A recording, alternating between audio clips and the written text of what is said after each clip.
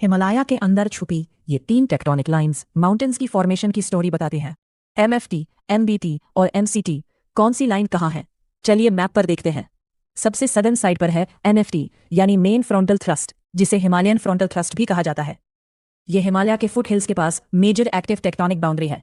इसकी southern side में Indo Gangetic फॉरलैंड planes और नॉर्दर्न साइड में सिवालिक बेल्ट मिलती है।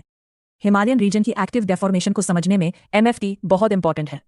एमएफटी से नॉर्थ की तरफ आता है एमबीटी, मेन बाउंड्री थ्रस्ट।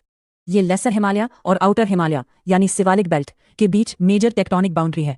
इस रीजन में रॉक्स और जियोलॉजिकल फॉर्मेशंस टेक्टोनिक कंप्रेशन के रिजल्ट में डिस्प्लेस्ड हुई है। Simple trick, MBT means boundary between lesser Himalaya and Siwalik outer Himalaya. अब आता है एमसीटी, मेन सेंट्रल थ्रस्ट। ये ग्रेटर हिमालय और लेसर हिमालय के बीच मेजर टेक्टोनिक बाउंड्री है। MCT Himalayan mountain building process को समझने के लिए एक्सट्रीमली इंपॉर्टेंट स्ट्रक्चर है। इसके अक्रॉस रॉक्स और जियोलॉजिकल यूनिट्स में मेजर टेक्टोनिक डिफरेंसेस मिलते हैं। हिमालय के नॉर्दर्न साइड पर इंपॉर्टेंट फीचर है इंडस टांगपो सुचर जोन या ITSZ। ये इंडियन प्लेट और यूरेशियन प्लेट के कोलिजन से एसोसिएटेड मेजर सुचर जोन है। यही एंशिएंट ओशियानिक डोमेन के क्लोजर और कॉन्टिनेंटल कोलिजन के जियोलॉजिकल एविडेंस मिलते हैं। इंपॉर्टेंट है, ITSZ को थ्रस्ट नहीं सुचर जोन कहना करेक्ट है। ये स्ट्रक्चर्स हमें बताते हैं कि हिमालय एक यंग और टेक्टोनिकली एक्टिव माउंटेन सिस्टम है।